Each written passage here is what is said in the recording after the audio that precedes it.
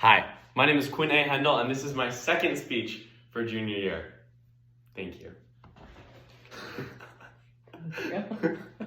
I'm sorry, ruined your day.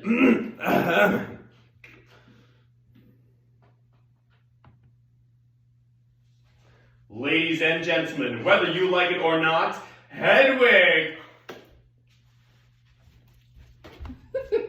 Thank you all so much for coming to my grand opening at the Hotel Riverview!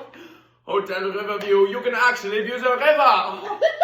Now, when it comes to huge openings, a lot of people do think of me. Many more of you, however, have only recently become aware of me. Who is this Hedwig, Bob, and why have we never heard of her before? Well, that is a question that I've been asking myself for years. How did some slip of a girly boy from communist East Berlin become the internationally ignored song stylist you see barely standing in front of you? It took a tragedy for you to become aware of me, but now you're interested. Intrigued, even. Well, that is what I want to talk about with you here tonight. Starting in high school, you are bombarded with all sorts of choices. Who to sit by, what classes to take, where you want to go to college. And perhaps greatest of all, who you want to be. Deciding who you are is one of the most important choices of your life, and it's also one of the most daunting. But it's a decision that you get to make, and a decision that Hedwig Robinson has never had. From a young age, she has always had someone else telling her who to be. But now, for the first time, she gets to tell her own unfiltered story. So once again, whether you like it or not, Hedwig and the Angry Inch by John Cameron Mitchell. The geography of human contact, the triangulation of a pair of eyes on my face, the latitude and longitude of a hand on my body. These are the only clues I have to my place in the world. You know, I am reminded that so many people have touched me on my way to this stage tonight. How can I say who touched me the most? Could it have been my East German mother? No. When she touched me, it was usually by mistake, reaching for the beans at the dinner table. Most of my time was spent listening to the American Forces radio.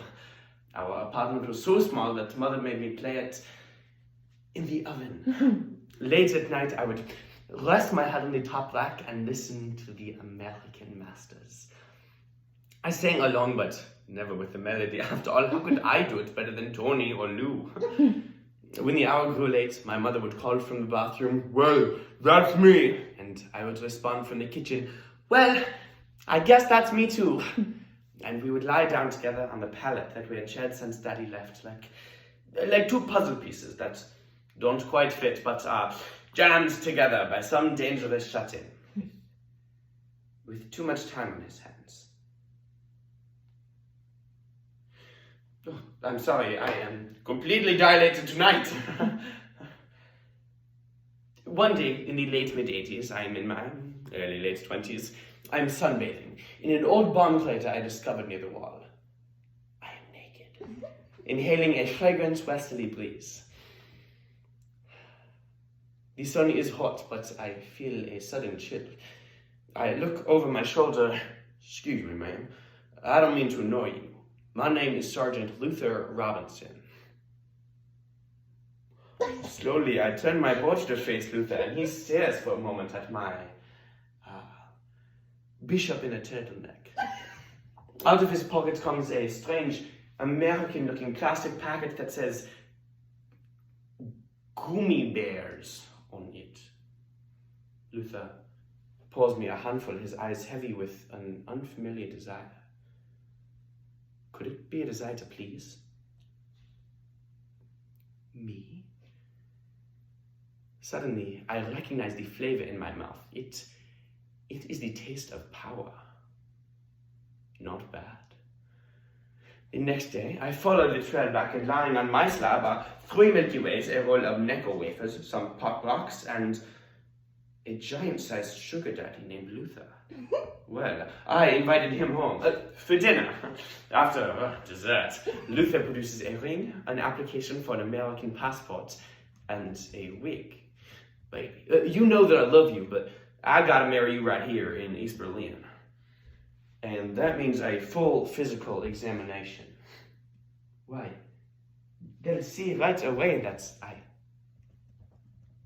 Baby, look, if you want to walk away, you've got to leave something behind. And I know just the doctor to take it.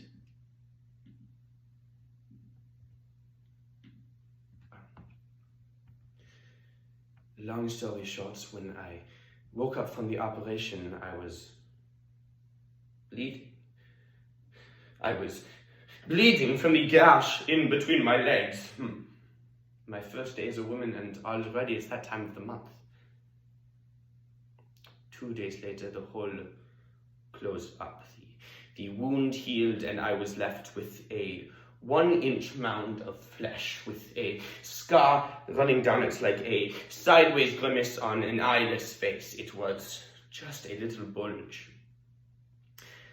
An angry inch. November 9th, 1988. Herr Hansel Schmidt becomes Mrs. Hedwig Robinson. November 9th, 1989. Junction City, Kansas. I sit in my mobile home and on bootleg cable television watch the wall come down. Divorced. Penniless. A woman. I catch myself in a mirror and for the first time see clearly the horror hunkering on my head, the same carpet remnant that Luther presented me with a year ago to disguise my receding. Receding? Oh, God. I am receding. I tell die Blicken, was gab mir Hölle zu Klassenroom. My personal hair system, my personal hell.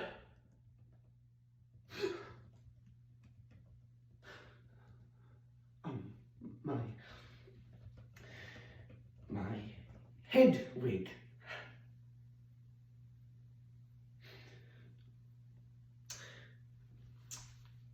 After my divorce, I scraped by with babysitting gigs and odd jobs. I sat for the baby of General Speck, the commander of a nearby army fort. The general's other son was Tommy Speck.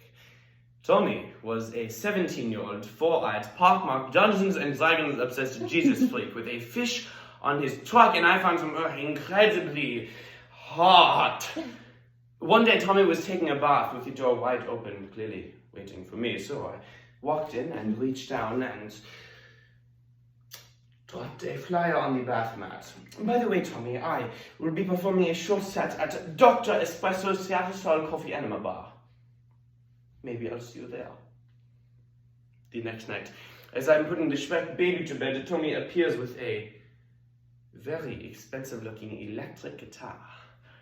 I quickly initiated a 6-month curriculum of rock history, lyrics, grooming, and vocal training, my patent drawing technique. For his graduation, I gave him the name Tommy Gnosis, the Greek word for knowledge. We collaborated. Songs exploded out of us. Teenage girls started showing up. With that kind of money rolling in, I was able to quit my other jobs and devote myself entirely to our career. We were very happy. One day, I'm curled up in my trailer when suddenly Tommy is at the door in tears. It's just my mom. Yeah, my dad. My parents. I hold Tommy as I never had been held. Slowly, Tommy rises and draws the curtains. He reaches out his hand and I take it.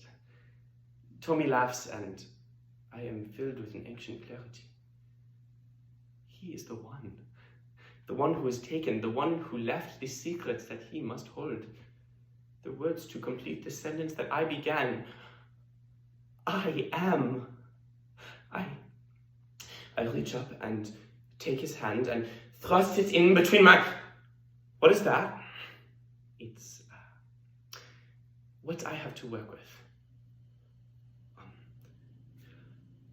I think my mom is calling me. What are you afraid of? I love you. The love, the front of me. me. And he runs out the back door.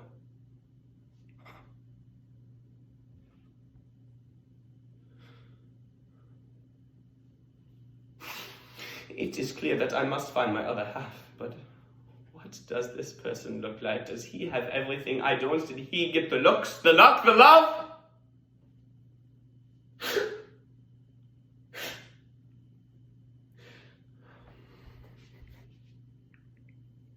You know it's nice over here. Out of the spotlight, just you and me. A couple of survivors singing together in our oven.